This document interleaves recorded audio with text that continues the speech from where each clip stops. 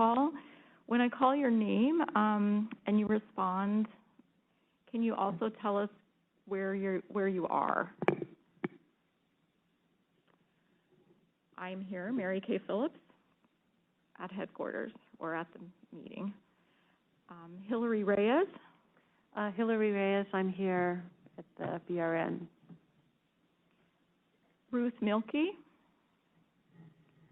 Ruth will be absent today.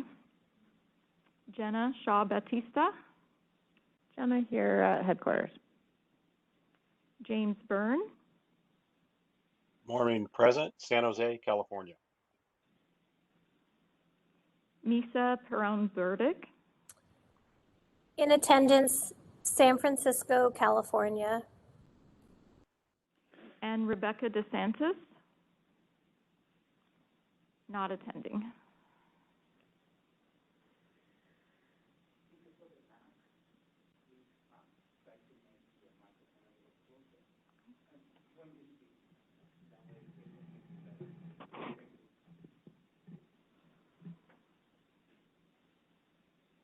Okay, we'll move on to agenda item number 2, general instructions for the format of a teleconference meeting.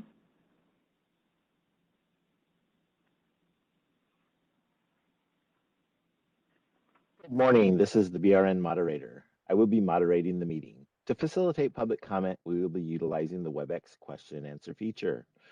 When the committee reaches a point in the agenda at which public comment is appropriate, the question and answer feature will be turned on and members of the public can indicate that they would like to make a comment by inserting the phrase, "I would like to make a comment," in the question box, which is typically in the lower right of your screen. I will then call on the individual and unmute their microphone. The individual will have 2 minutes to make their comments. I will not give a warning as your time approaches. I will mute your microphone and will announce that your time has exceeded the time allotted. I will then move on to the next member of the public who has a comment. Please note that the question and answer feature is being used only as a means for members of the public to represent that they would like to make a verbal comment. This is not a means to ask questions of the moderator or members of the committee. Such inquiries submitted using this feature will not be answered. When asking a question, please make sure the question is directed at the host, me, in the dropdown. I will provide a brief reminder of this approach at the start of each public comment item. Finally, when committee members or senior staff are not speaking, I would like to remind them to mute their microphone. If I detect background noise during the meeting as a result of unmuted microphones, I will interject with a brief friendly reminder.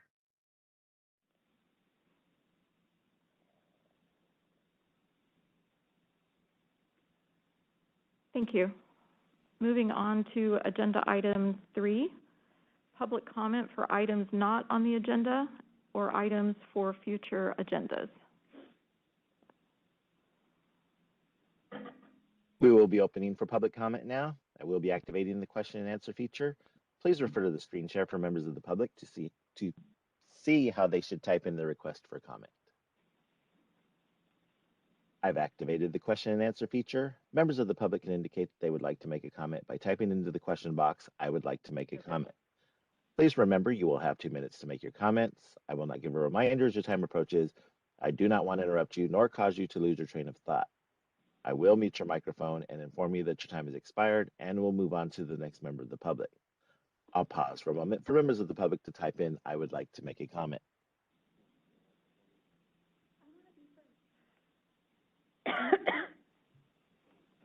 This is Reza, by the way. For anyone who's on the WebEx, just for everyone's information, we're doing this from 2 places, the BRN headquarters, where we're meeting in person. As well, we have some committee members who are participating remotely, and then, of course, anyone who's joined us remotely via WebEx. So we are going to coordinate the providing of public comments. I think by we have one here at the HQ, and I'm not sure if we have any remotely. I think the general format that will follow is doing the remote comments first. But I came all the way here. Moderator, do we have any comments in queue on the WebEx? No, sir, we do not. Very good. Then we will turn to our commenter who's here in person. I appreciate it. Thank you. My name is Paris Malufuri. I'm president of the California Nurse Midwives Association, and I work as a nurse midwife here in California.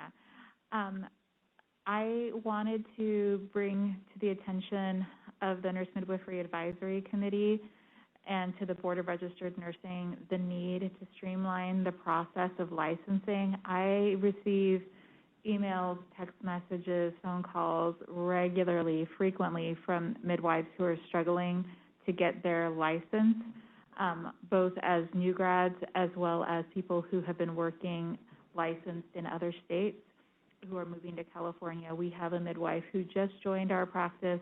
We started her transfer process many, many months ago, and we struggled to get her furnishing license completed. We have a workforce shortage in California, and we need to ramp up access to maternity and perinatal and women's health care providers. And we can't do that if we can't get our licenses, both our midwifery licenses and our furnishing licenses, both for new grads as well as for people who are moving in from out of state. So I'd like for that to be addressed at a future agenda meeting or on a future Nmac agenda. And I'd like to propose that that work be started. And if there's anything that the California Nurse Midwives Association can do to help in terms of that process, we'd be very happy to do so.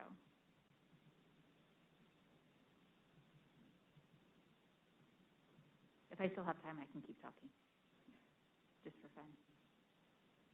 No? Okay. Oh, okay, great. So the California Nurse Midwives Association is also interested in developing new and innovative ways to help move the midwifery education process forward. We have a new committee called the Workforce Development and Education Support Committee that will be working with leadership from all of the midwifery programs in the state, as well as those that have distance learning programs, working to get more clinical sites established. And my understanding is that the BRN does not regulate those programs, but if there is anything that the BRN can do to help expedite, we very much welcome that. I'm going to stop talking because now it's all hypothetical.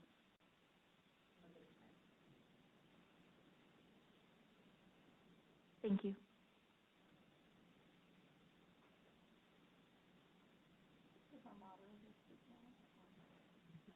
I don't think there were any. I wanted to ask if there have been any additional commenters who come up. Are there any additional commenters? There are none in the WebEx. Are there any physical commenters in the two remote areas? No? No. Okay. Committee Chair, would you like me to close this, close the Q&A, or close this, or no more comments? I'm sorry. Hey, Mark, this is Lori, the board's executive officer. Can we check in specifically with James and Misa on whether or not they have any public comment at their individual locations?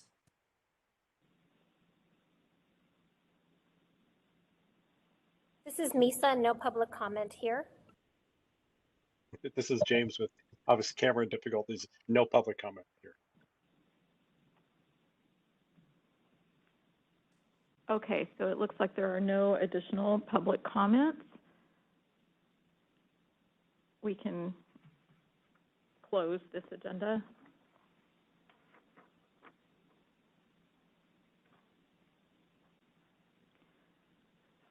Okay, moving on to agenda item number 4. Review and vote on whether to approve previous meetings minutes. This is the meeting from February 8th, 2022. Yeah, I'll motion to approve the minutes from February 8th, 2022. I'll second it. This is Jenna. Okay, we have a motion to approve and a second. Mary, did you make the motion? Or was that you, Hillary? Reyes made the motion to approve. Jenna, second. Thank you.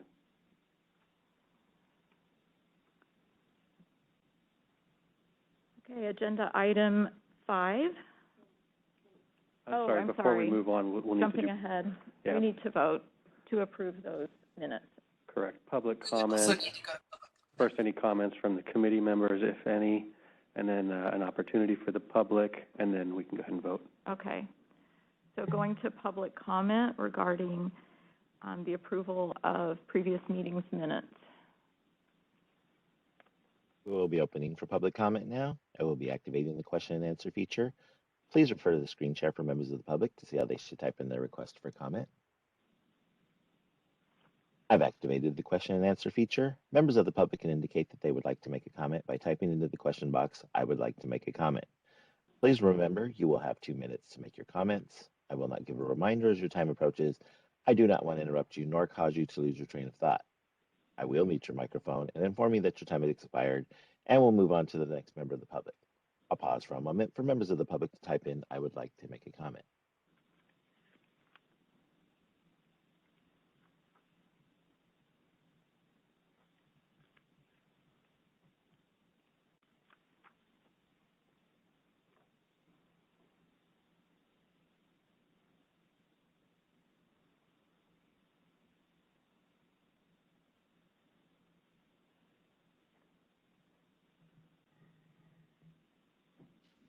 There are no public requests for comment on the WebEx. Are there any requests for comment in the HQ2 hearing room?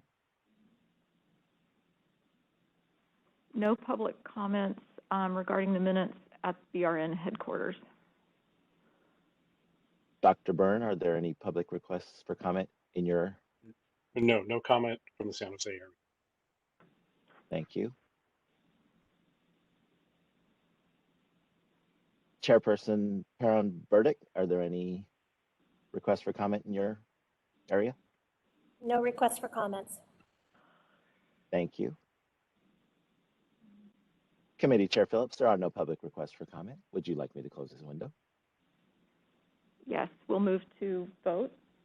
I actually did have one comment if it was open for the committee. Yes. I just wanted to clarify, when we were talking in the last meeting about the mission statement and I referenced our earlier discussions, I realized that I was conflating the compact with the mission statement. So I just wanted to clarify that I was able to spend some time after the meeting and go back through the prior meeting minutes. But with that compact, we also worked on a work plan, which included the priorities for the group. And so my hope is that we can carry that forward if we do indeed develop some actionable goals so that we keep the threads of these conversations going from meeting to meeting. Thank you, Jenna. This is Lori, the executive officer. I believe that is a future agenda item for today. Is that correct? I'm sorry, I didn't hear you, Lori. Can you say that again? I believe that that is scheduled as an agenda item later today to work on the mission, et cetera, the mission Yes. statement and goals for the upcoming year. That would be agenda Yes. item 8.0. Yes, so it has been carried forward.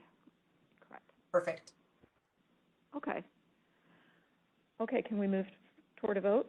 Yes. All right, so let's vote regarding the approval of the minutes from February 8th. I'll go first. Mary Kay Phillips, I vote yes to approve. Hillary? Hillary Reyes, approve. Yes. Jenna? Yes. James? Approved. Misa? Approve. Okay. It looks like we have a majority to approve. So we'll approve the minutes and move on to agenda item number 5. Discussion and possible action, review of updates to the FAQ language for sections 4 through 7 from SB 1237.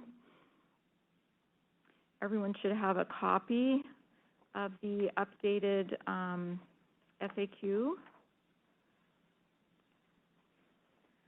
I'll start by saying that, you know, we all worked on these and we submitted our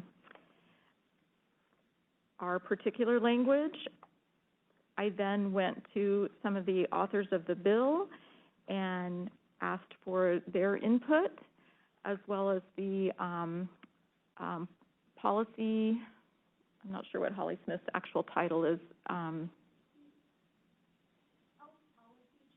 the health policy chair with the California Nurse Midwife Association, just to make sure that we are in keeping with the intended language of the bill. And then finally, the FAQs were updated again by Holly Smith with live links, and we were trying to keep to be in keeping with the BRN's plan to have live documents that we can resource with active links. So that's the manner in which these FAQs were updated. So we need to decide if they're okay, and now with the understanding that they can be readdressed and polished and added to in the future. It's not a final document necessarily, but we do want to move forward so that we can get these up on the website. Any comments from the committee?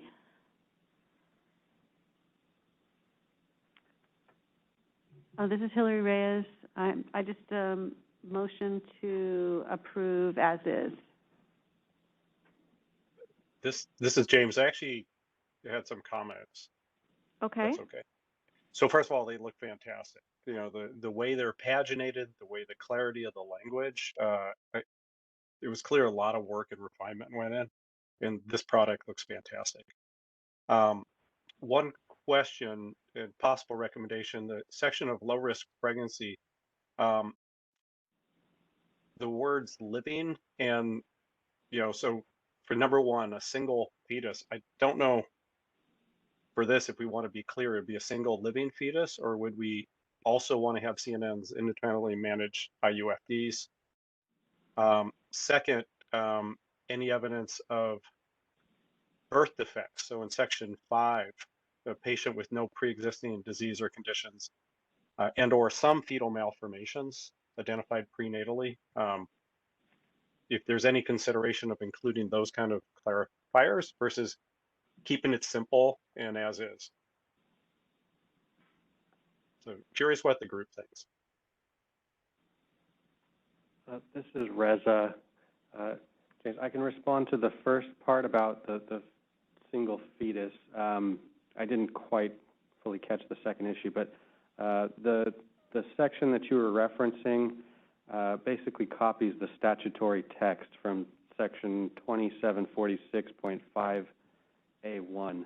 So those numbers 1 through 5 there defining low risk pregnancy are just straight out of the text. And that's really, as I've tried to kind of clarify before, one of the limitations of an FAQ, that really we can identify what the statutes and the regulations say, but if we want to go further than that and interpret them in a way that's, you know, truly interpretive, we can't really do that by way of a FAQ. So I can kind of understand where you're coming from with the clarification, but it's probably not best to deviate from the statutory text. And that, again, that's on the first issue. I didn't quite catch the second one. Yeah, no, that sounds, thank you for that feedback. I think from just my vantage point, there are times where it's not just the mother, but also the fetus, the unborn child, may have evidence of existing problems as well. But I actually understand fully what you're saying and agree. So they're great looking FAQs, really great work. We can thank all the people who participated and worked very hard to make this a clean and useful document for the website. Okay. I think this is at least the third version, so I'm going to second the motion to approve as is. This is Jenna.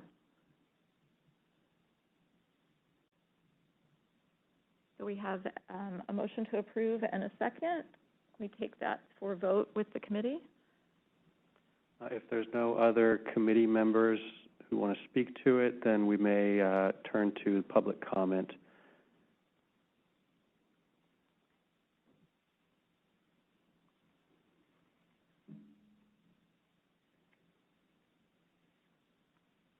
We will be opening for public comment now. I will be activating the question and answer feature.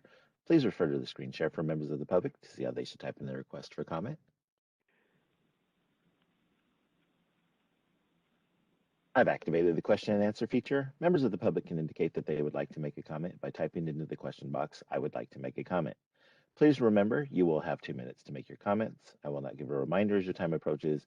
I do not want to interrupt you nor cause you to lose your train of thought. I will mute your microphone and inform you that your time has expired, and we'll move on to the next member of the public. I'll pause for a moment for members of the public to type in, "I would like to make a comment."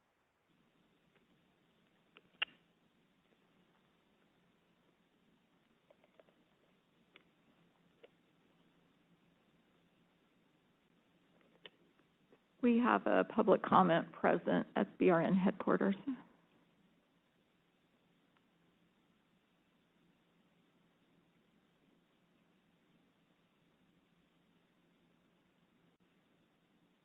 There are no public requests for comment on the WebEx. Go ahead in the HQ. Hi, Paris Malouf-Burry, nurse midwife, president of the California Nurse Midwives Association. I want to just accept on behalf of CNMA the gratitude that was shared about the FAQ. It was a very intentional process, and I will share with Holly Smith, our health policy chair, her extraordinary work, and our shared gratitude for that work. I also want to echo what Reza, legal counsel, shared. Our understanding as we drafted the FAQs was that we could not interpret low risk any further than what the law explicitly stated, and so we took verbatim from the statute what it implied. And I believe that it was left relatively vague because the law itself refers back to the ACNM core competencies. So as the evidence and recommendations in healthcare evolve, it can point back to what that states as opposed to legislating what low risk looks like. I hope, it is my hope and my wish that the FAQs are adopted by Nmac and then the board as they are, and that we do not try to get deep into the weeds with interpretation of what the law intended in areas where it was left vague. I think that was done so intentionally because I think we've seen over and over again, especially in 2022, the harm that can be caused by trying to legislate the specifics of healthcare that should be left best to those who work in healthcare, not to the law. Thank you. Thank you. Thank you for your comment. Are there any other comments inside of HQ?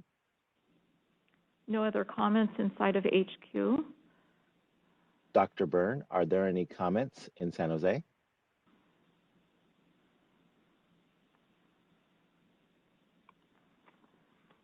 Sorry, there are none. Committee Chair Carolyn Burdick, are there any comments in San Francisco? No comments in San Francisco. Thank you. Hey, Mark. I'm sorry, committee. Go ahead. This is Lori, the executive officer. I just wanted to clarify with the public comment that was just made. These are FAQs. It is not a regulatory section or a board statement. So if these are approved today, they will not have to go forward for board approval. They can be, once we have our final legal review, ADA compliance check, they can be posted to our website.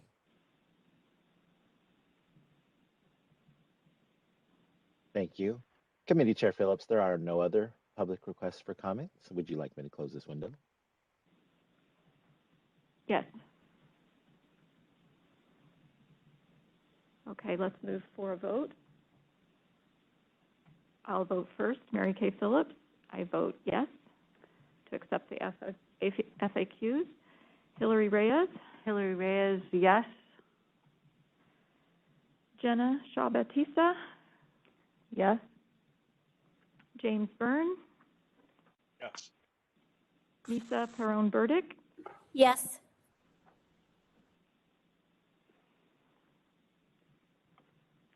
So we are in agreement that the FAQs as written will be adopted and posted on the BRN website.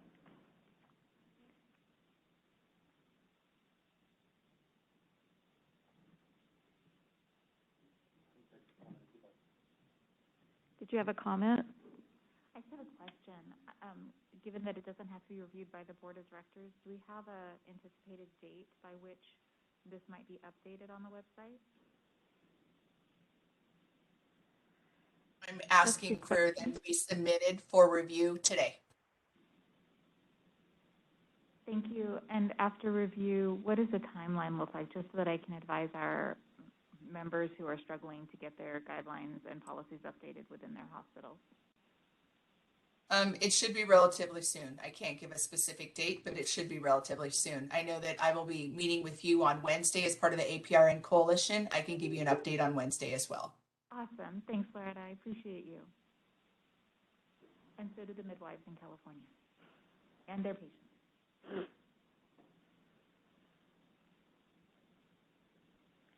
Okay, moving on to agenda item 6, discussion and possible action regarding Board of Registered Nursing website updates for midwifery practice.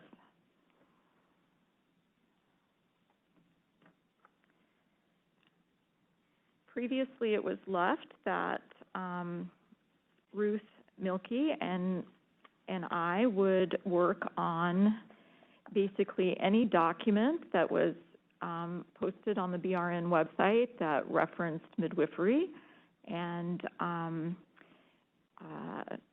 review those documents, make changes to those documents, resubmit the documents, and we began that work. And there were particular documents that we needed help with regarding actual language, corrections, etc. It became apparent that, you know, the work is pretty detailed. There were definitely documents that could just be removed, or we needed guidance regarding their update. We needed guidance regarding the rewrite.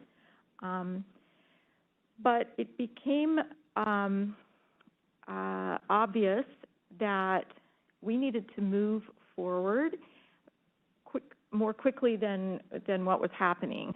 And we felt like there were documents that were posted on the website that just needed to come down, that it was better to have no information than to have wrong information. So there are a list of documents, or at least the links to those documents that you have available in your materials, that we requested the BRN just remove while edits are being made. Any comment from the committee regarding that?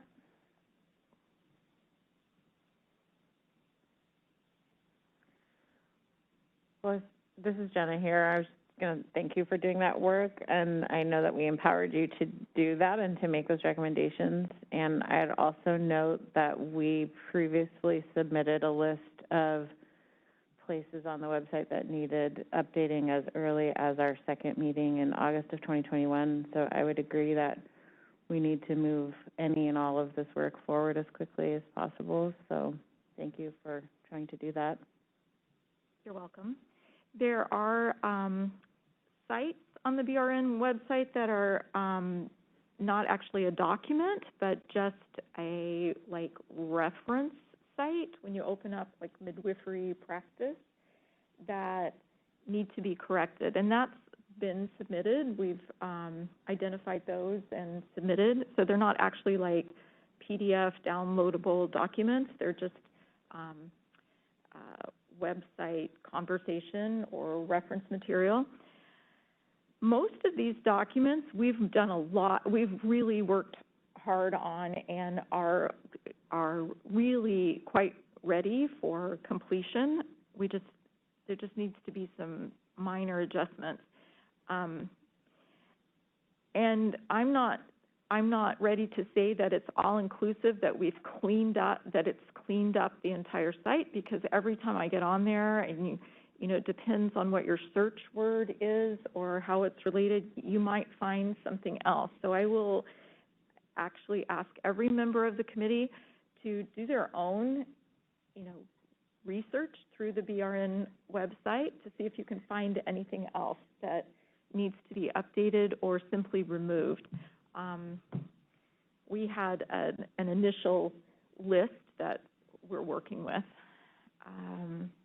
but we're close to completion. Now, I think it's the plan, and Lori can speak to this, of the BRN, to have more active or live links associated with documents. So when they're finished, they may not look exactly like they did previously, but it'll be better, and it'll be the risk of things being outdated almost as soon as we post them are less. Lori, do you have any comment? Yes, I do. We are working on updating our website completely. We'll be doing a revamp of that, where we will have a web page within our website that is for nurse midwives, one for nurse practitioners, one for clinical nurse specialists, and one for certified registered nurse anesthetist. When we complete that update, there will be information specific to each one of those advanced practices located on the web pages within our website, and links to the regulations and the business and professions codes, instead of links to documents that are explaining those. What we've noticed in the past that you kind of mentioned here is that as regulation or as new bills get passed and turned into law, that our website, the forms that reference the previous sections were not updated. So instead, when we go through and update these forms, we're asking that you reference back to the regulations or to the statutory sections, so that when they get updated, when you click on the link, it goes to the updated versions, so that we don't have to do this major cleanup ever again in the future, but we can just do a maintenance. So I appreciate your hard work on this. And we did pull down those documents that you asked, and we are working on getting the FAQs up, and we'll just continue to do this process until our website is accurately reflecting what is within law. Thank you. You're welcome. The other part of this that has created some conflict, or at least left us in a quandary as to how to handle it, I realize, and Lori's made quite clear, that the BRN can't dictate what other agencies or state agencies do or handle or change or update. But one of our problems is, or problems for midwives in general out there, is when they go to another site, like the California Department of Public Health, and their information is not current regarding the law, or their employer or whatever entity that they're trying to justify whatever they're trying to get done, things are not current. They're left in kind of this purgatory of, like, I don't know how to make it current. I don't know how to insist that it be current. And I realize this is a time process, but I was curious if anyone has any idea how we could address that, how Nmac might be able to address that correctly, politically correctly, or within the correct guidance of the BRN, to offer a resource or any kind of information to the general public or midwives at large in California that are trying to correct practices or authorization and they're running into outdated public sites. So this is On Lori, that? the executive officer. Some of the responses that I've given to people have reached out for that, just so that there's complete transparency and consistency here, is that the BRN can only address the stuff that falls within the jurisdiction of the BRN. Anything outside of the BRN, even though you guys serve as advisory members to our board, your advice comes to our board. It doesn't go and solve the issues with CMS, CDPH, or any of the other state organizations that you run into. So what typically occurs is that the various associations that represent nurse midwives are the ones, they're lobbyists, they're people that are out there asking and making mentions and kind of moving the profession forward, are the ones that do that work separate from the BRN. The BRN, our goal is public protection and not necessarily promotion of the profession. And so we need to work collaboratively with the various organizations and associations to get this updated. I believe, Mary Kay, having the forms updated on our website, having these FAQs out will be really the launching point, so that those various organizations, when the associations reach out to them, they can reference back to the interpretation or the FAQs on our website. So we will be moving forward with that really soon so that you guys can work with that. But we really are just asking for just some communication, collaboration, and understanding that the BRN can only go within what the jurisdiction of the BRN is. Lori, can you tell me if the publication of the Nurse Practice Act or the Nursing Practice Act that we put out every year, if that has been updated for 2020, I guess it would be the 2023 publication? So it goes through an update process, and new bills that are passed into law get updated as quickly as possible and added into that. The book, however, is not the most recent document. It will never be the most recent document because it has to go through a publishing process. So on our website, on rn.ca.gov, I will share my screen here for people to take a look at. When you go into rn.ca.gov, which is our website, it is imperative that you go down here and it says Nurse Practice Act.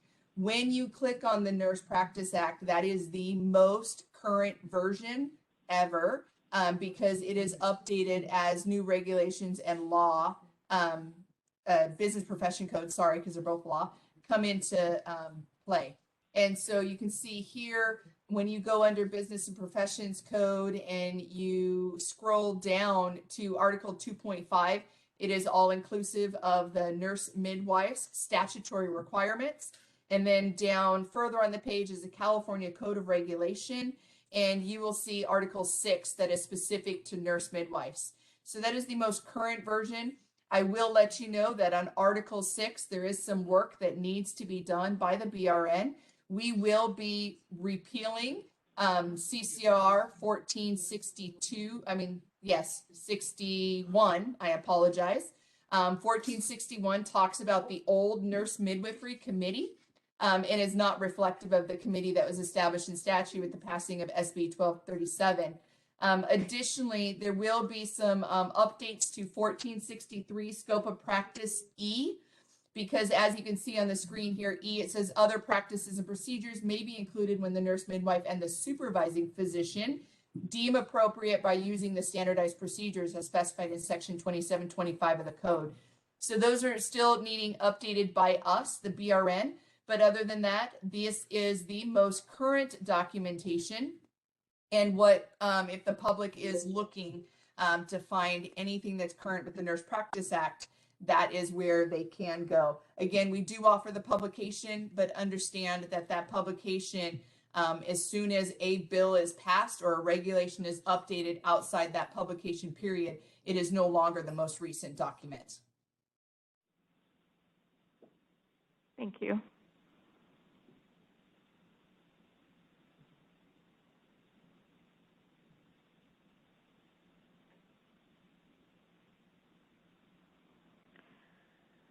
Any other comments by the committee regarding the cleanup, basically, of the BRN website?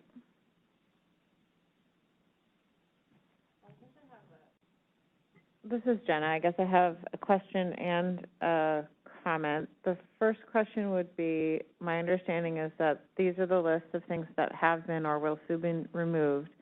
What is the next step on updating what is going to be there? It sounds like there's a process by which a new nurse midwifery page will be created. Is that what we are now waiting for, or are we still moving ahead with some of the revisions that we had been working on? So some revisions had been completed and were forwarded to Reza for approval, and then, comment was made that some of those documents might completely go away and look different than what we had even revised. I'm speaking particularly to the title Business and Professions, code, which was a very detailed document basically regarding our law. So that one particularly took a lot of work and changes, but it looks like it's not going to look the same once it's reposted. I don't know what the timeline is for that, or if it needs to come back to us before it's updated on the website. The others are, once they're completed, my understanding of the process is that I'll submit them to the BRN to be reviewed by legal, by Reza, and then if they're okayed or they don't get shot back to us, maybe for a correction, that they'll get reposted. I don't know that it needs to come, that the documents in the whole need to come back through the committee for approval. But correct me. Mary Kate, this is Lori, and I can give you some explanation on that. The vote that you guys did at the previous meeting was that you would provide an update. And so we would not need to, based on the vote that was accepted by the Nmac committee, bring those back prior to posting or updating on our website. That you would simply, at the quarterly meeting, report out what was updated and what you completed as your two-person committee to the entire Nmac committee. If at that point somebody had some edits or anything that that they wanted us to consider, we could at that point. But knowing that the safety is that it will get a review by BRN staff as well as BRN's legal counsel to ensure that anything that is put out on the website is factually correct. So it should not be misleading in any way. It would just be additional clarification that you would request at that point. Okay. As we've reviewed these documents, it is apparent that a lot of them can be combined. There are many, many documents on our website regarding furnishing, and they were just posted at different periods of time, and they kind of overlap, and some of them are 10, 20 years aged. And so as we look at these, we're trying to decide now, how they can just be coordinated into basically one document regarding furnishing, because there's a lot on there in all different spaces about furnishing. So that's part of the work, but I think the committee can tell me what they'd like once we've submitted and legal has reviewed. Does the committee want to see what's been updated before they get posted? No. They just want us to report back that they've been updated and they're now back on BRN website. This is Jenna. That would be my vote, just for expediency. Right. I think our next meeting will be 1 year since the initial list we came up with of needed updates, and so I don't know if we can commit to some kind of, update by then, so that we can independently review the website and then bring any issues identified as a new agenda item. at the next meeting? I believe that we can. I believe that we are that close, at least for the documents that we initially discovered that need to be addressed. Now, there may be other things on the website that I have not found that might be brought to my attention, but I think we are that close with the review of the initial list that by the next meeting, we should be able to tell you that it's done. Great. Any other committee comments? The other comment that I was going to make earlier just is with regard to the other agencies needing updating in a collaborative and communicative way with the BRN. And I'm wondering if there's some mechanism whereby committee members could be kept apprised of what those needed updates are, since the public do reach out to us individually in our various other capacities. It would be nice to know that this is already on the agenda or radar, that there's communication already in process about this, or that this is something newly identified that should be passed on to, it sounds like, CNMA as well. Is there So any this is Lori, I'll systematic jump way in. to approach this, or is this just kind of an ad hoc at the moment? Yeah, so I could jump in here. So what typically happens is the chair of the committee is the one that the concerns are brought to. And then that chair works with Lori, the this is board Reza. You staff. kind of cut out for a second. We could hear you now, I but apologize for that. Let me see if I can fix this. Okay. we So can what hear you now. Maybe typically just start occurs, over. okay. There's a little bit of delay, so I'm going to wait just about a second here and see what occurs. Okay. So what typically occurs is any of the updates, any of the concerns, any of the comments are brought to the chair's attention. That chair of the committee then works with the liaison at the board within your instance of advisory committee, that is Mary Kay, and Mary Kay works with Macaulay. If it is decided that Mary Kay wants to put it forward as an agenda item, then it's added to the meeting as an agenda item for discussion. When that agenda item gets put for review, including myself and board legal counsel, we look at whether or not it falls under the jurisdiction of the BRN. If it is something that is under the jurisdiction of the BRN, it is added to this agenda as you guys are advising our board on policies and procedures, et cetera, that the board has to address. If it is discovered that is not under the jurisdiction of the board, then Reza typically reaches back out to the chairperson to let them know that this is not under the BRN's jurisdiction. If it is still something that is of public protection, occasionally an agenda item will be added that where we would come on and share that this is not something that is under the BRN's jurisdiction, but this is how it would be handled and with what organization. There cannot be conversation between the committee members and the chair on these instances, as it is a possible violation of Bagley-Keene. So when you do discover items, it is always good to email the liaison, which in your guys' case is Macaulay Fusarins, and let her know that these are ideas and information that's coming to you, so that we can manage that in case it is an agenda item and something that has to be discussed in an open forum.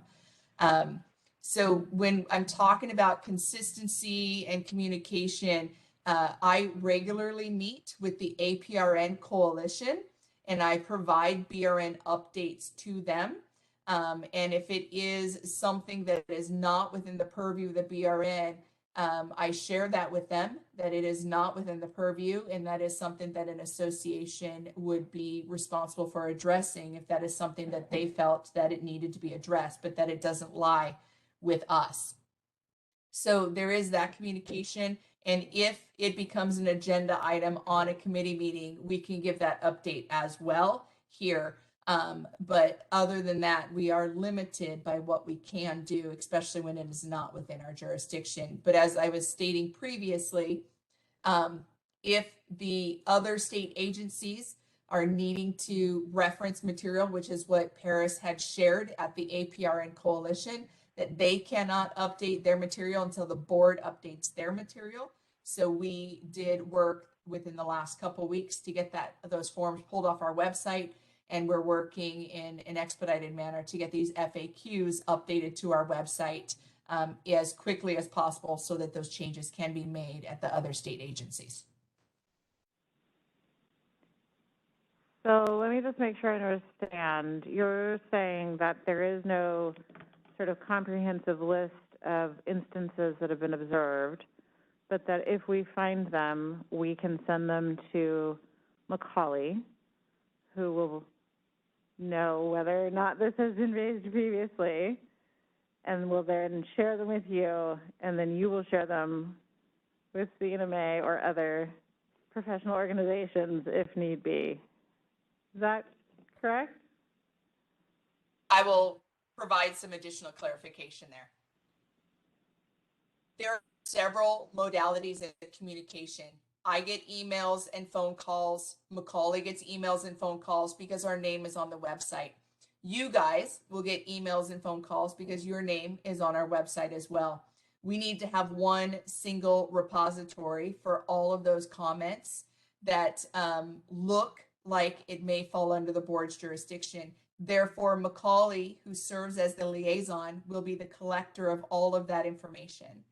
That information then gets shared with your chair, and that would be Mary Kay. And then she is the one that decides, in collaboration with us, what the agenda items are for future meetings. If it is decided in those meetings that they need to be agendaized and it falls under the BRN jurisdiction, it will be handled in a advisory committee meeting. If it is decided on that review, when Mary Kay looks at them, that it is not underneath the BRN's jurisdiction, then Mary Kay, who works with Paris on a regular basis, who is there in the Sacramento headquarters, can work with her organization to get those other things clarified. In addition, I participate in the APRN Coalition, so I'm able to follow up to ensure that they understand that that is not under the BRN's jurisdiction and that the various associations will have to manage. Got it, yes. Yes, I thought we had previously clarified that this would not fall under the BRN because they were outside agencies. So, yes, that's why I thought they would just go straight from Macaulay to APRN Coalition. But I will begin sending those instances directly to Macaulay because, yes, we do get lots of communications directly from midwives in the state. Thank you, Jenna. Any other discussion from the committee? This is Reza. Sorry. So I wanted to just, if I could kind of help clarify, draw somewhat of a distinction between what's in our jurisdiction and what's not. And we've talked about CDPH specifically, and I don't have an example off the top of my head of what's maybe on their page that might be in need of update. But if there's information on their page that talks about regulation of nurse midwives and the scope of nurse midwives practice, and that information is clearly, without a doubt, outdated and wrong, I think it's probably fair to say that that's within our jurisdiction. Now, it's within their control, obviously, to update their website, and we can only bring it to their attention. It's ultimately up to them. But if it's strictly about the regulation and scope of practice, that's something that the BRN deals with. There's another example. I think it was with the Npac or another committee, but it was kind of an example that comes to mind that illustrates the distinction, and it was about it had to do with billing under Medicaid, and that falls under a different state agency, whereas the BRN, again, deals with the scope of practice and the regulation of the profession itself. We don't deal with billing and what's allowed and what's not under these, insurance programs. So that was an example of something that truly didn't fall outside, that did fall outside of our jurisdiction. So, if there are things on the CDPH website or others that very obviously fit within our jurisdiction and that are very obviously just wrong or out of date, I think it may be something we can take on. And what I might suggest, and Lori, you can jump in if I'm going astray, but have that communicated, say, to Macaulay. Macaulay can perhaps forward it to me. I don't have a point of contact at these various agencies, but we can try to develop that and let them know. Again, if it's, in the first place, I would probably fact check it just to make sure it's, that before we bring it to them, that it is, that it checks out, that it's something that definitely needs updating, and that what we're suggesting is kind of consistent with what's in our statutes. But as long as it checks out, we can bring it to them. It certainly wouldn't hurt. The association also is another front on that, similar to how they are present and advocating here to the BRN. I presume they may have some channels, but of course that's up to the association. But so keep that distinction in mind. If there are obvious instances of something that's outdated, I think I would be inclined to take that on and bring it up and see if we can get some movement there. So unless there's any issues that I'm overlooking with that, then again, as long as it's within our jurisdiction, just keep that in mind. Like Lori has said, hopefully the example of like billing and insurance kind of highlighted the distinction. But if it's about scope of practice and clearly something that falls under our statutes, I would be open to having that communicated to your liaison, Macaulay. I think she's kind of your centralized point of contact, and then she can kind of distribute that to me and the rest of management, and we can take it from there. And that's something that I think, those types of things, again, where it's just obvious that it just simply needs an update, can be just a report back later on to the committee. No Nmac, pre-approval necessary or anything like that. So, hope that helps. Thank you. Any other committee discussion before we move to public comment?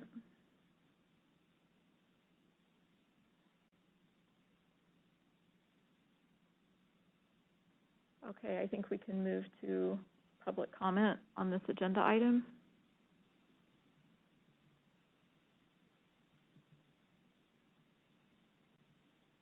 We will be opening for public comment now. I will be activating the question and answer feature. Please refer to the screen share for members of the public to see how they should type in their request for comment. I've activated the question and answer feature. Members of the public can indicate that they would like to make a comment by typing into the question box, "I would like to make a comment." Please remember, you will have 2 minutes to make your comments. I will not give a reminder as your time approaches.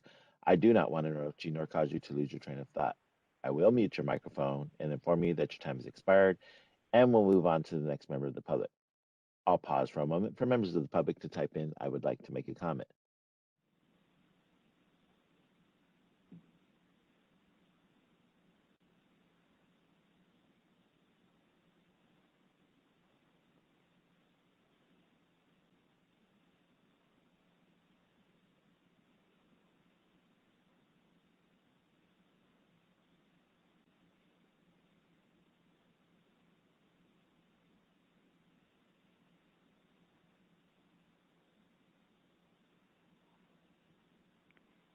Committee Chair Phillips, there are no public requests for comments on the WebEx. Are there any requests for comment there in HQ2? Yes.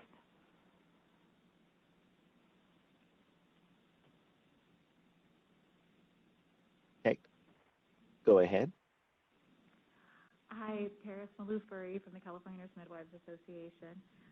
Again, Reza, I wanted to just expound a little bit on our attempt to have DHCS update the non-physician provider manual for Medi-Cal. Currently, the manual is very outdated, and it says that in order for midwives to submit for reimbursement for Medi-Cal for their patients' care, that they have to have physician supervision. And as we all know, we have huge disparities in this state, in this country, and we are taking great focus on improving outcomes for people who are Medi-Cal recipients and who are from marginalized communities.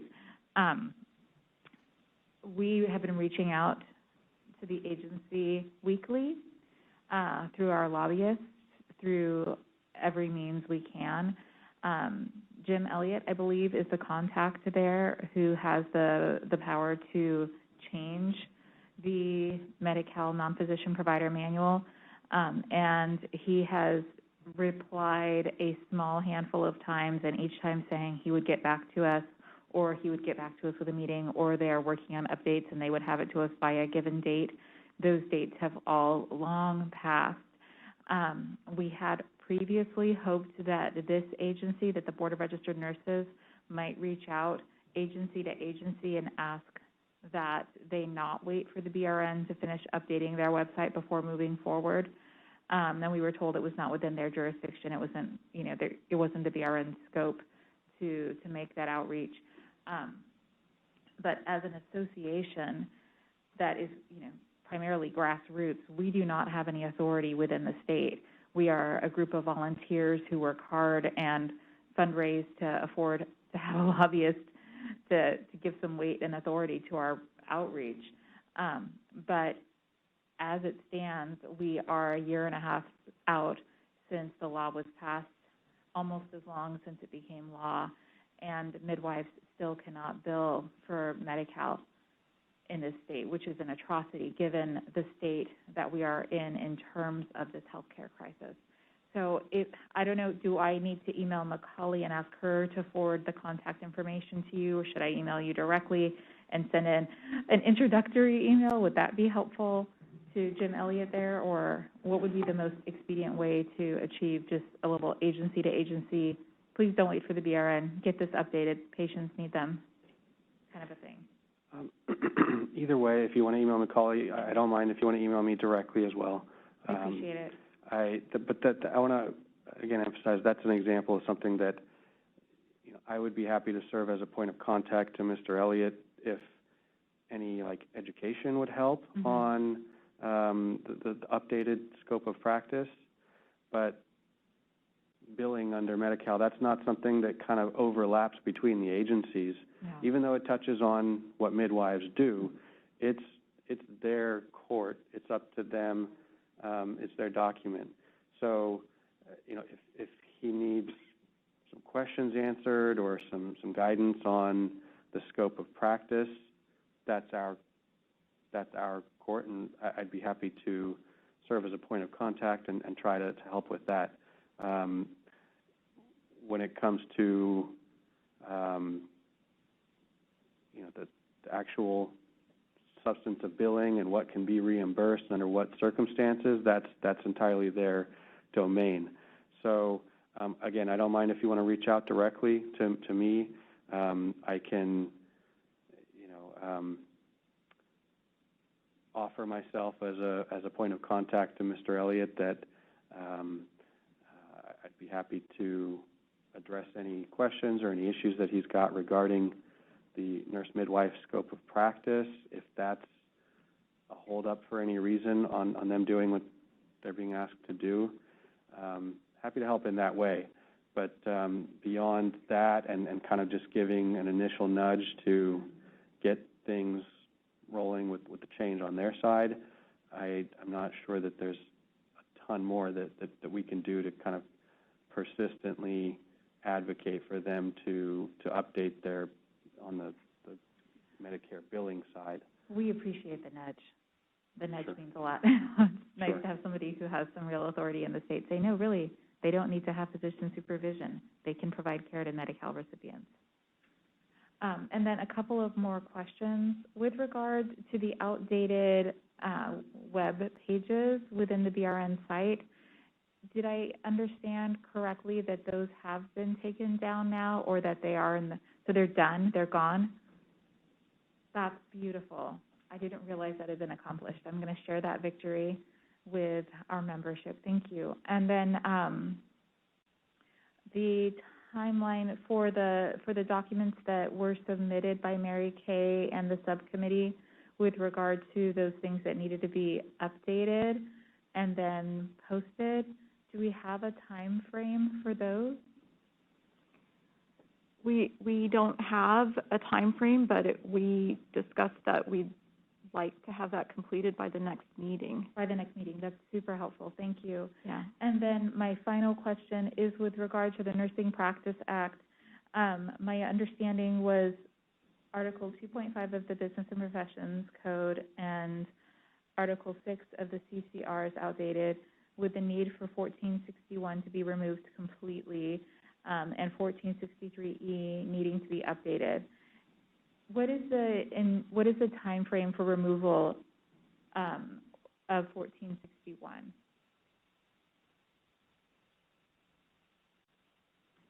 I think So that all of the- Lori may have to comment on that. Yeah, this is Lori, the executive officer. I know that there's a delay, so I'm trying to be patient and not have the technology issues.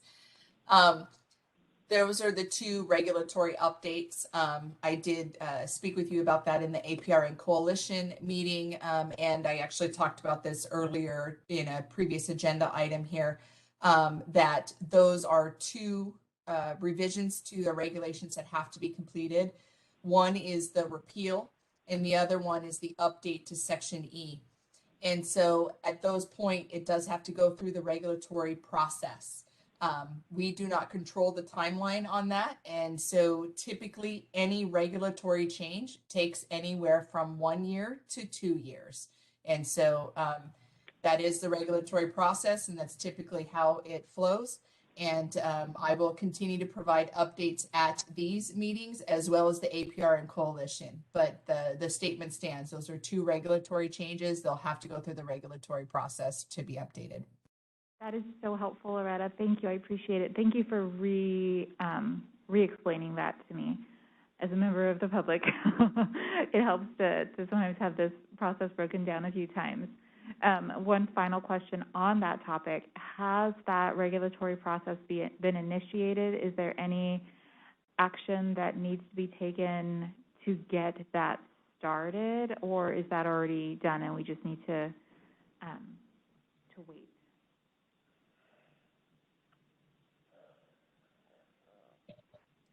So the update to 1461, which is just a repeal request, that has been discussed within BRN. There is no action that needs to be taken. With the update to 1463E, I did have the conversation with our liaison as well as Mary Kay and let her know that we did need Nmac participation in that because it is effective of midwifery practice. And I asked if she had any updated language that she could suggest. And so we are waiting for language. That language will then go to the Nmac meeting for recommendation to the board. And then the board will take that information and they can vote on it to start the regulatory process. But 1463E is the section that will have to go through the regulatory process, go out to public comment, go to the Office of Administrative Law, and that will be a longer process than 1461 that simply is a repeal. That is extremely helpful. Thank you. So my understanding, just to reiterate, is with regard to 1463E, as long as Mary Kay has the updates ready in time, then that can be on the agenda for the November, is it November? Whatever the next Nmac meeting is. And if voted to approve at that time, can move on to the Board of Directors and start the regulatory process? Yes, that is correct. Great. Thank you. That's all I've got, and my gratitude. Thank you, guys. The next meeting will Thank be you in for your August. comment. Are there any other public requests for comment in HQ? No, no other comments here. Thank you. Committee member Byrne, are there any public requests for comments in San Jose? No, there are not. Thank you. Committee member Perron Burdick, are there any public requests for comments in San Francisco? No comments in San Francisco. Thank you. Committee Chair Phillips, there are no other public requests for comments. Would you like me to close this window? Yes, please. So this item doesn't require any kind of vote or action at this point. Am I correct? Yeah, I don't think we're taking any action. Okay. So move on. All right. Thank you. By the way, I'll just say one more thing on 6.0, the updates on the website. We've talked about items that were clearly outdated and just needed to be taken down, and those are things that some may have already, but those I think are acceptable to just let us know. It'll be done, and can be a report back to the committee. For other, I think we also touched on replacing some of that stuff that gets taken down with up-to-date documents or other types of informative content on the website. The FAQ that we talked about earlier is kind of a good example of something that is a new document. It's pretty substantive, and it's being put on there. So those types of things are types of things that if you come up with a concept for something that could be helpful and appropriate for including on the website, can be brought forth to the committee. You can, this is to any of the committee members, you can bring forth a concept, or you can develop that concept into some kind of a proposal that you bring forward to the committee, and the committee can discuss it, refine it, send it back to a subcommittee, or various different ways that it can go. But that is an option for kind of more substantive content that you want to now add to the website. So if we're talking about pathways and things like that to get content up there, there's always that. You can bring it forward to the committee. You can let the committee liaison, Macaulay, know if you have something like that, and it could be added to a future Nmac agenda, and use that as kind of a starting point for those types of more in-depth things. Great. And so for the next meeting, we'll look forward to reviewing the deletion of the outdated materials, the review of the revised materials, and also the nurse midwifery page, which may go live by our next meeting. Is that correct? I think the nurse midwifery page is regarding the FAQs will go live before the next meeting. You should be able to find it on the website prior to the August meeting. Would you agree, Macaulay? Yes. Okay. Yeah, it sounds like that. So that'll just be like an update item then on our next agenda. Hope so. Okay. Okay, so are we complete with Agenda 6, correct? Moving on to Agenda 7, discussion and possible action regarding updates on the implementation of the California Department of Public Health's prenatal screening portal.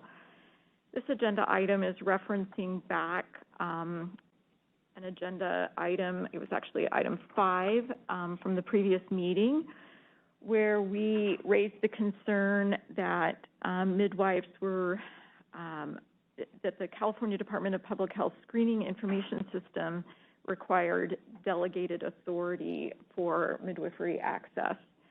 And Lori gave us a really great synopsis of what was going on with CDPH and the plan to create basically a new system that would streamline this process and give midwives access without delegated authority. And that, maybe many of you heard from the CDPH, has been what has happened. So starting May 16th, licensees of the Board of Registered Nursing, will be able to independently register to use the genetic disease screening program's CalGenetic online portal. Nurse midwives, nurse practitioners, registered nurses, temporary registered nurse licensees, clinician nurse specialists, nurse anesthetists, psychiatric mental health nurses, public health nurses will be able to independently enroll and access prenatal screening program results in the CalGenetic portal and will no longer require authority delegated by a California physician to utilize portal applications. So nurses are strongly encouraged to register as independent users for the genetic disease screening programs, CalGenetic portal, and that is supposed to start as of May 16th.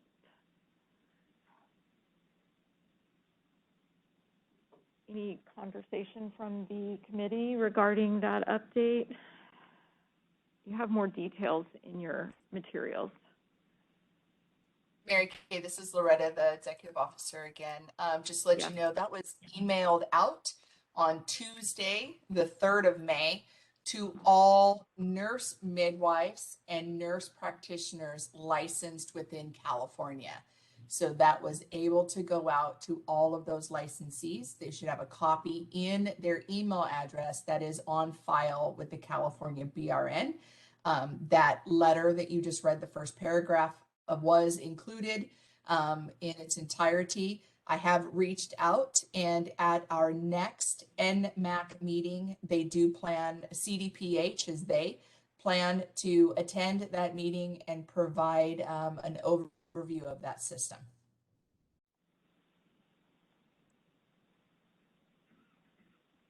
This is James Byrne. Great job.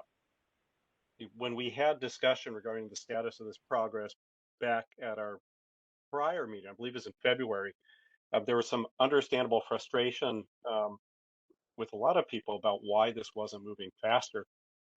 And we got feedback that it's actually because the Department of Public Health was making a significant major system change impacting all providers statewide.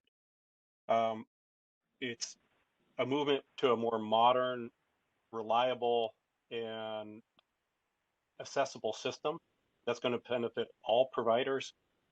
There's a really nice summary table in our board meeting materials, PDF on page 26. And you can just see that this was a very comprehensive, major revision, not just of the software and the interfacing in the labs, but also in granting access. So sometimes the patience really pays off, and I want to thank everybody for their contributions. Thank you. Any other committee member comments?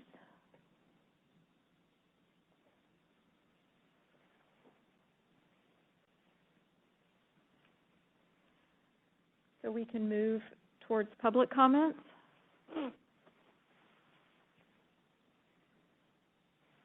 We will be opening for public comment now. I will be activating the question and answer feature. Please refer to the screen share for members of the public to see how they should type in their request for comment. I've activated the question and answer feature. Members of the public can indicate that they would like to make a comment by typing into the question box, "I would like to make a comment." Please remember, you will have 2 minutes to make your comments. I will not give a reminder as your time approaches. I do not want to interrupt you nor cause you to lose your train of thought. I will mute your microphone and inform you that your time has expired, And we'll move on to the next member of the public. I'll pause for a moment for members of the public to type in, I would like to make a comment.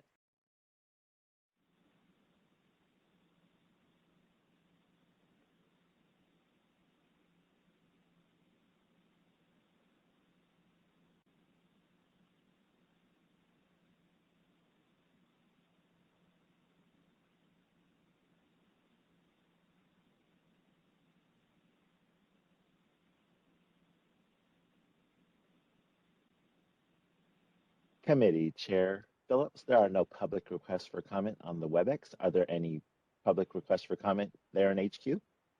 Yes. Go ahead when you're ready. I just want to, this is Paris Midwifery, California Nurse Midwives Association president. This issue has been especially heated, I think, among the midwives. We were very, very sad when we learned that our physician and licensed midwife colleagues would have direct access to the portal, but that we would not. And this created a big barrier to access for nurse midwives in their own independent practices. So I just want to share my gratitude and congratulations to the BRN on getting the necessary interface with the CDPH portal, and I'm so happy that this is done, and I cannot wait to sign myself up on May 16th. Thank you. Thank you for your comment. Are there any other public requests for comment in HQ? No. Thank you. Committee Member Byrne, are there any public requests for comment in San Jose? There's not.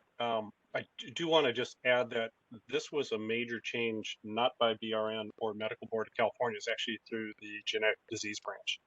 So this was a example where we have a very high functioning government, and each of the different domains needs times to develop and move their components forward. And this was something that the Genetic Disease Branch was taking on irrespective of the providers. And so now that it's in place, it's much more equitable, it's much more transparent, it benefits everybody. So this is Lori, the Executive Officer for the Board of Registered Nursing. I do want to provide some additional clarification with that. This portal interacts with a portal that is specific designated for the medical board. It is called IDEAL, IDEAL, and the BRN joined that, the medical board in using that as access. So that was a lot of work that had to take place between MedBoard, between BRN and CDPH's upgrade. So it did have to lie within DCA's OIS, which is their IT system. And we really just need to thank DCA and the Med Board for really stepping up and including all of the RN license numbers and types to be able to validate each one of the providers in order to go into that you cannot access that portal without license validation, and that license validation comes from the medical board's IDEAL system in order for any of the licensees to access that.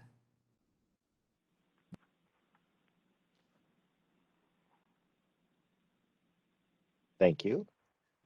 Committee Member Perron-Burdick, are there any public requests for comment in San Francisco?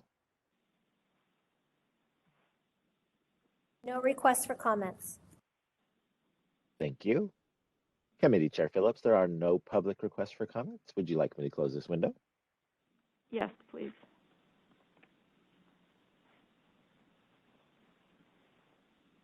Okay, there's no need for a vote for agenda item 7. We'll move on to agenda item 8. Discussion and possible action regarding the Nmac mission statement and 2022 goals. We had previously reviewed the submitted mission statements. Some were revised and they were reviewed again, and we held a vote. The only vote that I am missing for the mission statement is from Misa, Perone verdict. Misa, do you have a vote for Yes. mission statement Yes, 1, 2, or 3? I emailed you this morning. Sorry, it's for number 3. You're for 3. Okay. Your vote actually breaks the tie and makes 3 the given mission statement. So I will submit that. This is Reza. I'm sorry. I want to be clear on what we're talking about. The mission statement and the options 1, 2, 3, are those? I don't see them in the meeting materials. They're not in this materials. Maybe you could read 3. Yeah, I can read 3.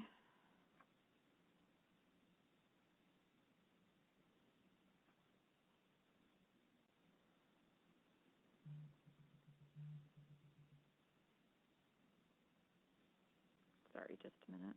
While you pull that up, I'll just say for future reference, that type of thing, I think Should be the in options material. should be in the meeting materials, and any discussion on it and the vote should be in the meeting itself, just so it's all out in the open and all of that. Okay. So option 3 reads, the mission of the Nurse Midwifery Advisory Committee is to ensure all matters pertaining to nurse midwifery practice and nurse midwifery education as referenced or posted on the BRN website, and all BRN documentation are consistent with the most current statutes and regulations governing the certified nurse midwife in California. Further, the Nurse Midwifery Advisory Committee will identify, address, and rectify CNM practice constraints that create unnecessary barriers and or that are no longer legally pertinent. The Nurse Midwifery Advisory Committee will act as an accurate and responsive resource for the BRN Board of Directors, credentialing authorities, hospital groups and systems, CNMs, employers of CNMs, and the public. Actions the Nurse Midwifery Advisory Committee undertakes will be focused on advancing the profession while improving maternal and reproductive health for all individuals in California, with special attention to the underserved, under-resourced, and underrepresented.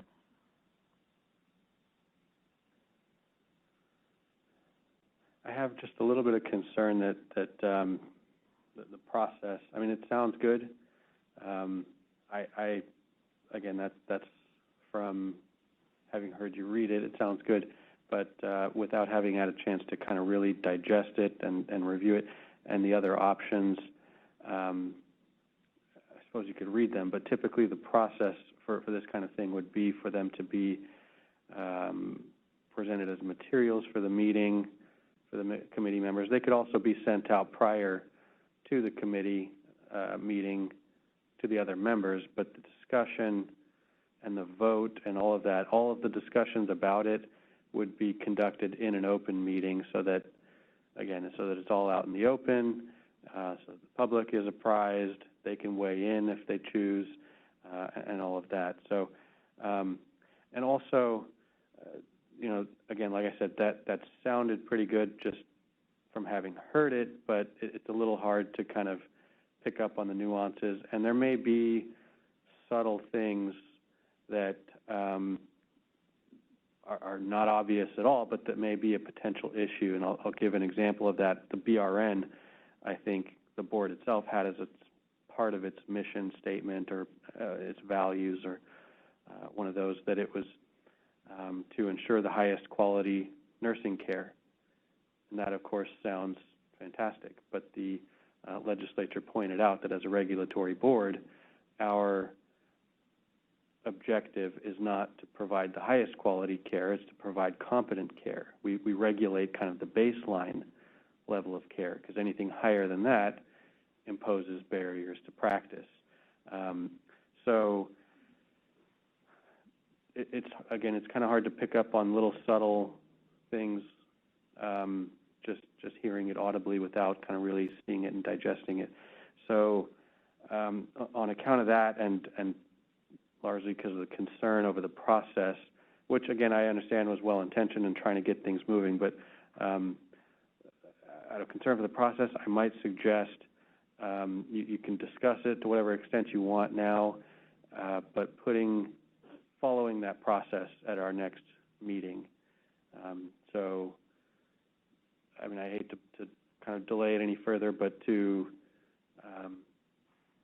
technically comply, that would be my suggestion. You can discuss it here as it was on the agenda, but to kind of formally adopt it, put it on the next committee meeting agenda, put the different options in the materials, and then kind of wrap it up in a formal way at the next meeting.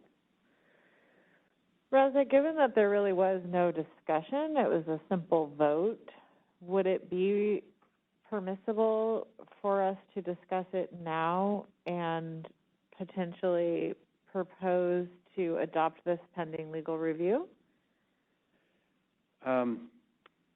Somewhat. So I would presume that the options were distributed to the other committee members, and even that is, if there's something that's sent to majority of the committee members for discussion at a meeting, that item needs to be provided to the public as meeting materials, and we don't have that in our materials here. So I think you could discuss it here, but the public doesn't really have the benefit of seeing what it was that that we're talking about.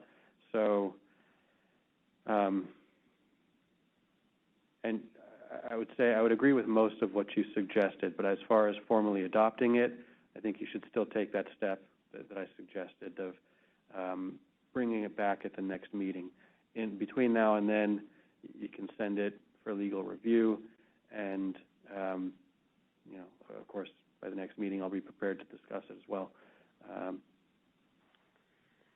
Potentially, could we alternatively read options 1 and 2 to engage the public now, since this was an agenda item?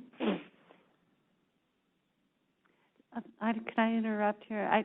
You know what, I'm a little confused because, I mean, my memory could be squishy, but I thought that we kind of approached this last meeting and we were actually given the go-ahead to sort of workshop this offline between the subcommittee of the members, and so therefore we could come back at this meeting and just go ahead and approve and vote to approve it. I thought that was what I recollected, because So this is Lori, Executive Officer.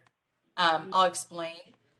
Yes, there was a vote at the last meeting to have a 2-person subcommittee work on this, that it was not the entirety of the committee. It does have to be handled in a 2-person subcommittee. Mary Kay was going to chair that. And so it did need to be completed within 2 people and then brought back to this meeting. And part of bringing it back to this meeting is including it in meeting materials so that we can post it publicly to our website so that our public and stakeholders have a chance to review as well. Additionally, when it is included as meeting materials, it goes through a executive level review within the BRN that includes myself, and to legal review before it's posted to our website, and that includes Reza, and that did not occur. So that is the part that is missing, and that is the part that has to be completed. So these options, you guys are free to discuss today. We can take those options as discussed and put them as part of meeting materials for the next meeting. They would go through a review of myself, a review of Reza, and out to the public for review and preparation so that they are prepared to make comment today if they are in support or have an opposition or a concern that they want to raise. But we do have to include the public in this, and the public cannot be included through prep without having this. What the public received in the documents posted to our website was a copy of the charter of this committee, not of the mission. So if the public were to access our website and view today's agenda item, and then go to the agenda item summary with the attached materials, they may have reviewed that and have no comment, and therefore not have attended our board meeting either virtually or in person. But because this information was not shared on our website as part of the materials and included in the AIS, the agenda item summary, we do not have adequate public participation. We cannot ensure that, and that will need to be deferred to the next Nmac committee. And what I have in my notes from our February meeting, where we left off on that, was that committee members should come up with proposed goals, and that we'll discuss the mission statement and goals during the next Nmac meeting today. So, I mean, we still have an opportunity to discuss goals and discuss the mission, but if there's a specific, written proposal or 3 options of the proposal that were circulated, then legally that ought to have been incorporated into the materials. And so consistent with what was decided last time, we can discuss the mission statement and goals. But my understanding of it was not that, that there would be discussions offline about a formal statement or formal written goals, that committee members would kind of brainstorm in between February and today and bring their ideas here for us to talk about, and that it would be formalized. The alternative, we could have done what you had in mind, but we would have needed to go through. And this is coming from the Bagley-Keene Open Meeting Act. That's why we're kind of getting a little bit hung up on that. The issues of public participation that Lori mentioned and all that, that's really what's kind of driving this. And that's fine, Reza. The intention was, like, after the last meeting, where the plan was that we would have a proposal at this meeting for a potential mission statement, was workshopped. Basically, there were suggestions made for, how to clarify or rewrite or make changes, and then the idea was that the Nmac would actually have a potential mission statement ready for this meeting that could be discussed with the public and moved forward with. So I think the disconnect was from the last meeting to this, what exactly we were allowed to do offline with the idea of a mission statement. So my understanding was that the plan would be that we would have a potential mission statement to submit at this meeting for discussion, for approval, for public comment, whatever, and that's what we did. But definitely should have been included in the materials, and we can either wait for the next meeting to include those, or we can have discussion over, I don't know how to have them in writing for the public at this point, or if anyone wants me to read the other 2 statements, or if we want to just sideline the mission statement at this point and come back to it at the next meeting and discuss goals. It's up to the committee. I think you could, if you choose. I mean, we're at 10:50 right now, so be mindful of time. You could use your time, though, to, again, whatever serves the committee best. You could read the other options. If other committee members have feedback on them or other ideas for concepts that ought to be incorporated, or just totally different direction with it that you want to put forward, all of that can be discussed. If you have ideas for specific goals, you can discuss those and then aside from having that discussion, I wouldn't take any formal action on it, but between now and the next meeting, submit it to the committee liaison, any written proposals, and those can be incorporated into the materials, and other committee members as well, if you have ideas for goals or you know, an alternative for the mission, bring all of that to board staff, and we'll incorporate it into the materials so that we can just make sure we do it the right way. Wait, can I just say, can we just, is it acceptable to take the mission statement? We have a proposed mission statement. It needs to be part of the materials for next meeting so it can be reviewed. So you have time to review before the meeting, and then so that the public has time to comment on it at the next meeting, correct? Mm-hmm. Can we just submit the mission statement that has been the subcommittee already put together, or does it have to be discussed first? It doesn't necessarily have considered. Yeah, could this be considered work product? Like there were various drafts. This current working draft be considered work product to go for review, for meeting regulatory, and then come back for open discussion. Yes, that was my original proposal. I would like to submit that as a proposal to I'm just move throwing in the legal forward. words like work product to make it easy. To move forward the proposed mission statement for legal review and discussion at our next agenda to include public comment and revisions as indicated. Okay, so it sounds like there was some consensus offline on the version of the proposed mission statement.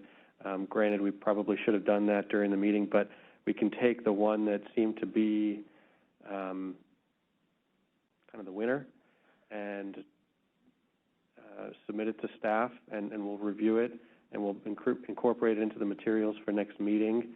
And at the next meeting, you know, there can be further changes to it made based on further committee input and or public input, or if there's no desire to make further changes, we can go ahead and make it official and vote on adopting it.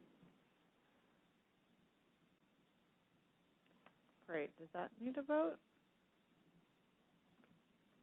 No, unless there's any opposition from other committee members, I think that's just a procedure that we'll go ahead and follow. Okay. I'll make sure that the agreed upon draft will be submitted to the BRN for review, and then placed as a material agenda item for the next meeting for discussion with the public. Very good. Thank you. One question that I had about the goals that I raised at the beginning of the meeting in review of the last meeting minutes was my hope that the goals that we proposed could draw on the work that we did to prioritize actions in the work plan. And I see that the charter but not the work plan were included. And I wonder if we might be able to look at the work plan in the last several minutes of our conversation if we are going to address goals. Or I wasn't able to bring it up on my phone, but I was able to look at it on my desktop, so I think they exist somewhere. Or do other people have a clear or different idea about how to approach goals? No, I think that's a good idea. Do we have a copy of the work plan that can be? Yeah, I don't think I ever saw a work plan. Lori, the executive officer. I'm not sure I'm clear on what work plan you are referencing. I don't know that I've seen one. Is there a specific work plan that you guys are referencing that was supposed to be included in the materials, or? I'm not sure what was supposed to be included in the materials, but when we reviewed the charter initially in our first visit, we sort of reviewed a list of things that we wanted to accomplish and designated some of them as priorities, and perhaps we used a different word, different description than work plan. But Okay. there were some identified actions and goals in there that I thought would be a helpful jumping off place. I can review meeting minutes from the previous meeting that the charters were discussed and see if I can locate that. But if you guys have them, that would be great. If you guys could submit that work plan with the proposed goals for the next meeting with the materials, that would be fantastic. But I can look on our end as well in the meeting minutes for discussions that occurred. But in any of the materials that I've reviewed to date, I have not seen a work plan or any documents that references a work plan that has been a public document. So if you guys have any clarification or direction, that would be great. Yeah, so it looks like it was agenda item 8 on May 11, our first meeting. It was the implementation plan, not work plan. It was a materials item. And it was, okay, so it was not called a work plan, correct? Looks like we called it an implementation plan. Okay. Lori, if you pull up You the said it was- materials for the May 11th, 2021 meeting, it's page 17 and 18. I've got that. Now that I have the right title, that is incredibly helpful.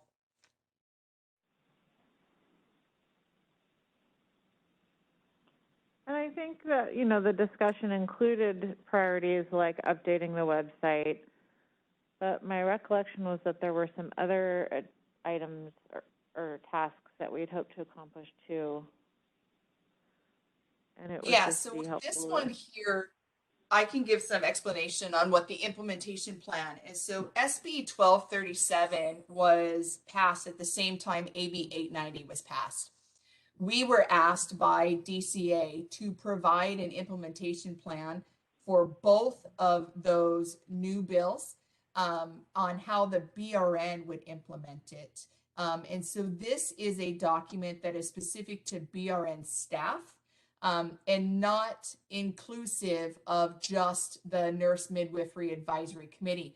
So as you can see with task number 1, our plan was to establish the Nurse Midwifery Advisory Committee and then develop and post and receive. I can't actually see that, Lori. Would you be able to share your screen? I sure can, absolutely. So let me grab that really quick for you guys. And so what this document is the BRN's implementation plan. And this was, of course, back in May, so there's been several revisions since this. So this is what the BRN will do. And so it says develop, post, and receive Nmac applications. We did that. Identified Nmac committee member selection process. That was done. And so all the way from number 1 to 1.8, that has been completed by our board and BRN staff. The next one, which was section number 2, it says institute procedures to receive recommendations from the committees on all matters related to midwifery practice. Number 2 through 3, those have all been completed. Number 3, the BRN would institute procedures to receive recommendations or guidance on care from the committee when considering disciplinary action against a certified nurse midwife. Again, 3 to 3.3 has been completed. There is the process of updating the disciplinary guidelines that you guys will have specific information that you wanted to possibly add. And that would still need to come from the committee when we go to completing the disciplinary guidelines, understanding that the disciplinary guidelines are a regulatory update and will take time.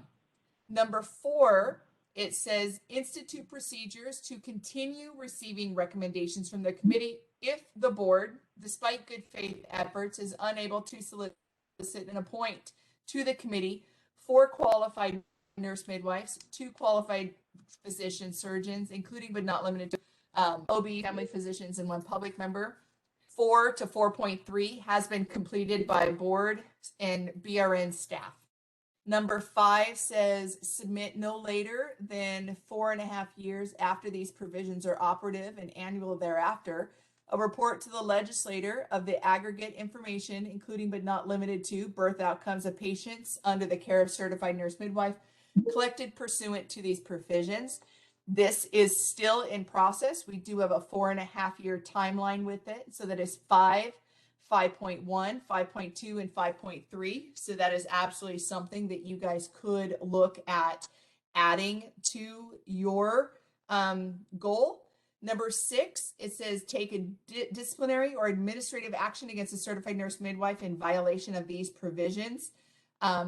Develop a process of receiving and investigate allegations and violations. Develop a process of the board to take disciplinary action if the allegation or a violation by a CNM is sustained. We have those processes in place. So 6 to 6.2 have been completed.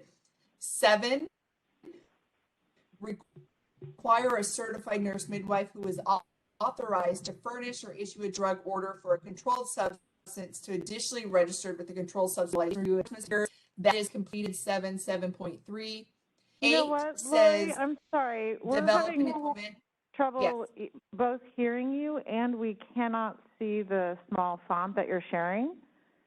Okay. So I think It is on our what we website. have gathered was that there are several things on here that we had reviewed as possible places for Nmac to focus.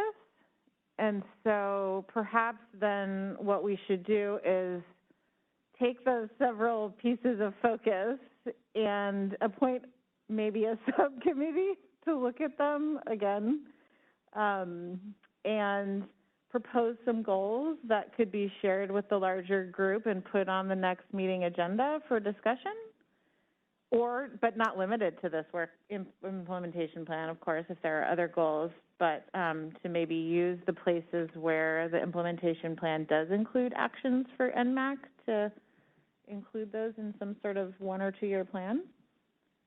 That's not a very clear proposal. Clarification. That is a comment. So the Yeah, idea so for is to draft clarification, goals. Yeah, so for clarification, At least in it's part, section based 5. on unfinished business. So for clarification, it is only It's on. section 5. Go ahead, Lori. So for clarification, it's only section 5 and section 8. All other items have been majorly completed and will not need additional input from Nmac as they are board staff. And those have been completed. And then section 9 is the update to the regulation that we talked about earlier. All other items of this implementation plan have been completed.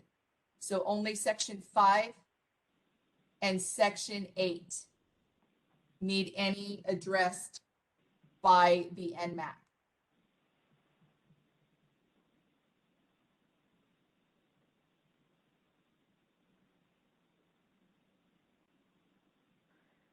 Another potential consideration of the subcommittee would be whether we would request a report out on any of the work that's been done to address the implementation plan, if there's anything that we haven't been appraised of that we might be curious about. You have been updated in all of these sections, but what we can do is add this to our website. And we can say that these have been completed and in what meetings they've been reported out on. And that way any of the public can review that and they can go to those specific meetings to see the discussions that have occurred between Nmac. And if they went to the board, any discussions that have been out to the board, that way everybody can see that and it's there for reference back in any other methods that they may choose.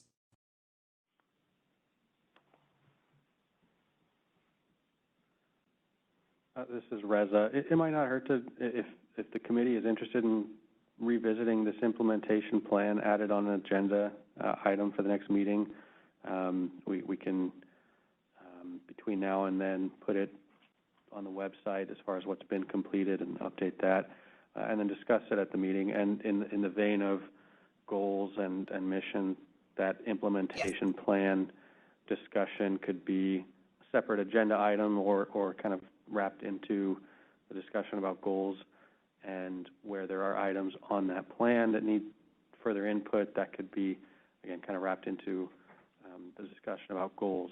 And, of course, we're not limited to what's on the implementation plan. Other ideas for goals and things could be brought forth then as well. So in the mode or vein of moving at a little faster pace, what are we legally able to do as far as suggesting goals to be discussed at the next meeting? Can the public now bring up any potential goals for Nmac? Can committee members suggest goals for Nmac between now and the next meeting that can be included as a discussion item? Sort of creating a subcommittee, which, that then tries to do the same thing as collect potential items to be discussed as goals at the next meeting. What's the best way to go about moving forward with that, other than waiting till the next meeting for suggestions? That's a good question. I think probably the most compliant way with the Open Meeting Act would be for individual committee members to send their ideas to Macaulay, and then Macaulay can kind of compile them, and we can add them to the agenda item summary for the next meeting. So that way there's not discussion amongst committee members outside of the meeting, and everything is kind of above board that way.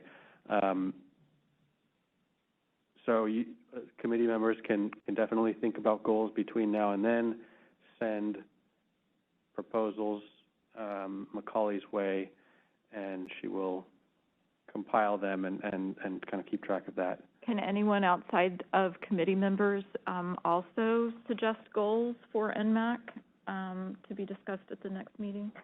Sure. So members of CNMA or the general public could also email Macaulay with recommendation, or would they have to come through someone? Have them email nmac@dca.ca.gov. You guys have your own email address, so the public, and I know no one can hear me, so you're going to have to repeat this, but the public can email nmac@dca.ca.gov. So I'll just repeat what the committee liaison said.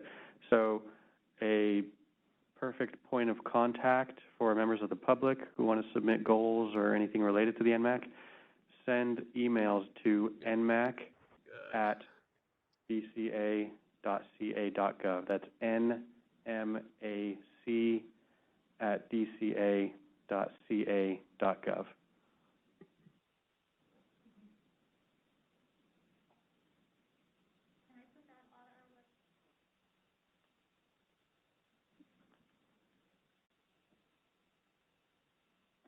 Are we finished with committee discussion so that we can open up to public comment?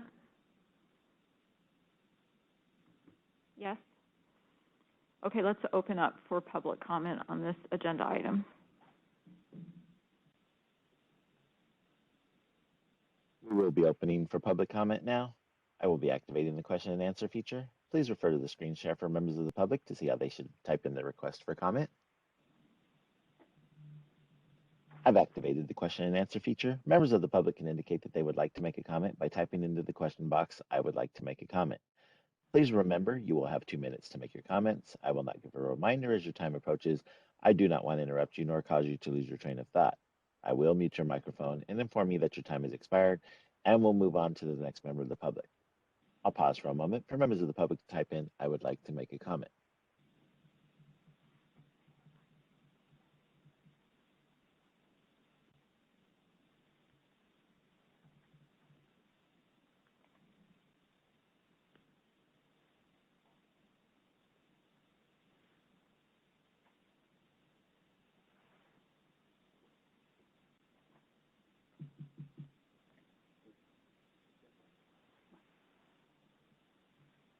Committee Chair Phillips, there are no public requests for comments on the WebEx. Are there public requests for comments there in HQ2? Yes. Go ahead when you are ready. Hi, this is Paris Midwifery, President of California Nurse Midwives Association. I wanted to clarify, would it be okay for us to include that Nmac email address, nmac@dca.ca.gov, on our CNMA website so that members of the California Nurse Midwives Association who wish to reach out to Nmac can email directly?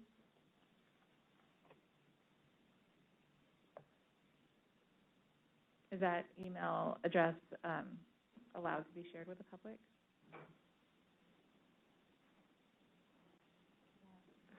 Yeah, I think that's fine. Excuse me, sorry. To go ahead and include it, members of the public, especially your constituents, can send their input there. Just a word of caution, just beware. You know, there's one or maybe a few people who monitor that email address, so responses and all that. You know, just understand that there's limited bandwidth to, depending on the volume of emails that come in and things like that, ability to respond. So, but absolutely, that would be a good way to get the word out and get more input. So please feel free. Great. Thank you so much. Thank you. There are no other public comments here at headquarters. Thank you. Committee member Byrne, are there any public requests for comments in San Francisco? I'm sorry, in San Jose.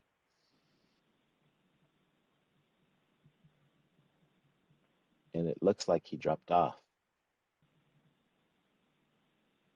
No public comments in San Francisco. Okay, we have no public comments in San Francisco, and it looks like committee member Byrne dropped off in San Jose. Is he not on the WebEx? No, he is not.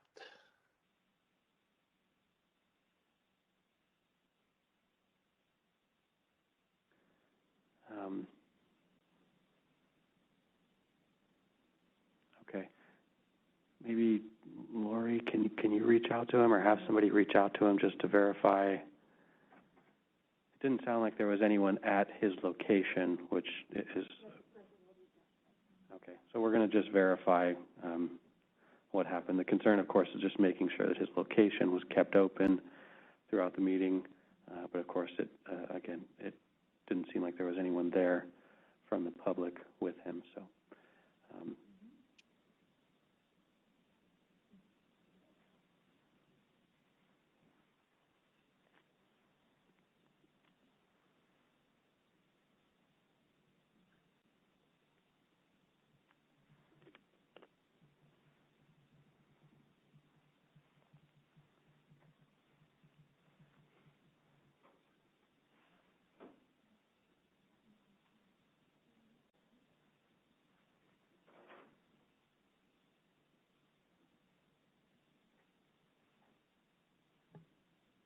Are we waiting for me?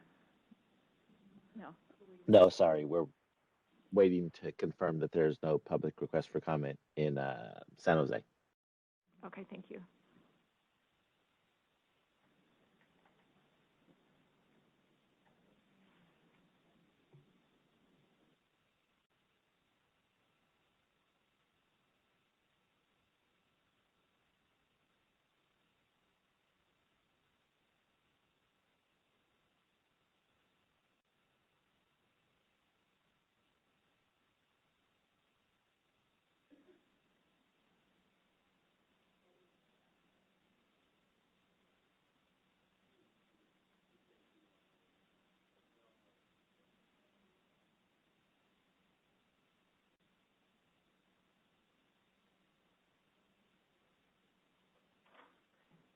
In-house, I think we're going to have to be online as well. Yeah. I mean, I didn't open up on my laptop because I didn't think it was necessary, but obviously. Yeah, I think it would require Wi-Fi access because using this as a hotspot isn't working. Yeah, this looks like you need a code, even as a guest.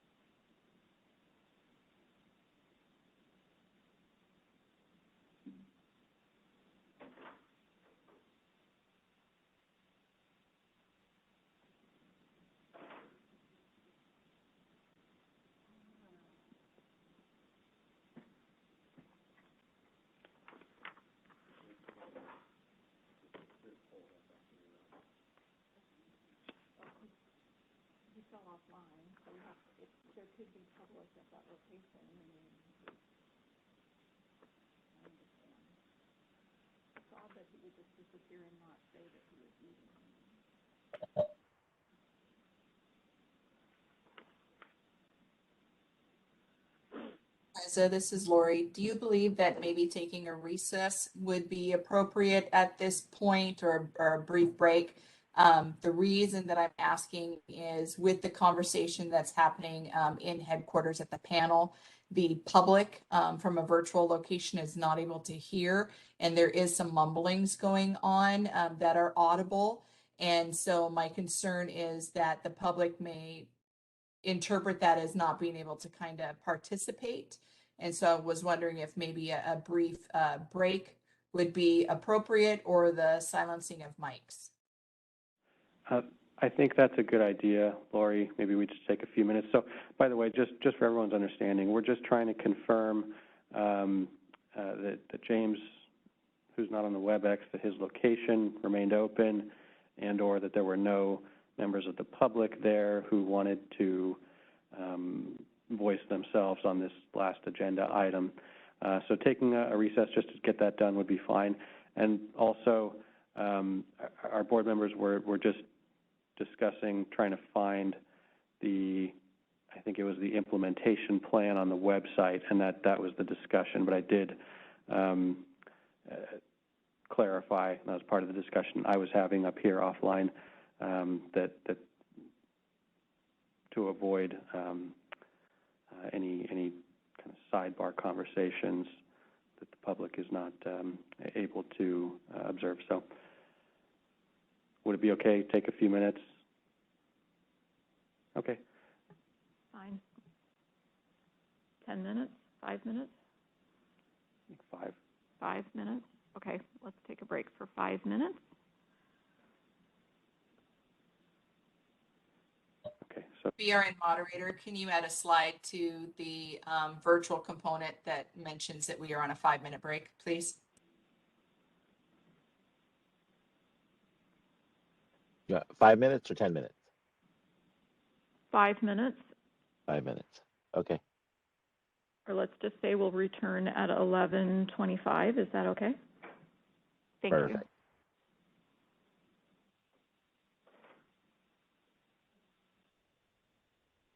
Remind committee members, I would just like to remind the committee members to re-look at this page 31 and look at the options for their terms as Nmac committee members, and be prepared with your interest or response, or however you want to term it, at for the next meeting. Of note, the 2 physicians are 3- and 4-year terms. Okay, let's close this agenda item, and our final agenda item is to adjourn the meeting, correct? So I am going to motion to adjourn the meeting. very good. Thank you, everybody. Thank you.